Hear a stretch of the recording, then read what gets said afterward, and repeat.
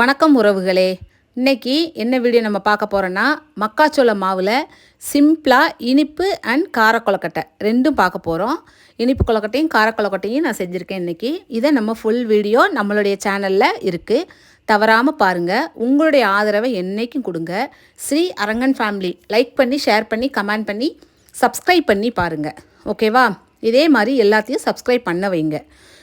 உறவுகள் அனைவரும் நம்ம வீட்டுக்கு மக்காச்சோள மாவு இனிப்பு கொழுக்கட்டையும் கார கொழுக்கட்டையும் சாப்பிடுவாங்க.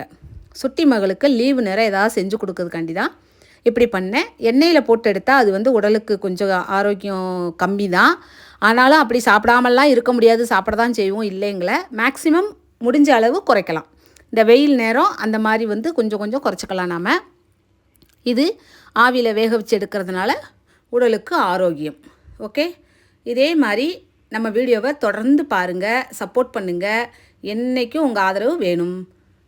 தேங்க்யூ, பாய். அப்பாவி அப்பா டேஸ்ட் பண்ணி சொன்னாங்க, சூப்பராக இருக்குன்னு சொன்னாங்க. அப்பாவி அப்பாவுக்கு ரொம்ப பிடிச்சிருக்கு, சுட்டி காவியாவுக்கும் ரொம்ப பிடிச்சிருக்கு, எனக்கும் பிடிச்சிருக்கு. இதனுடைய டேஸ்ட்டு வித்தியாசமாக இருக்குது, சிம்பிளாகவும் இருக்குது செய்கிறதுக்கு.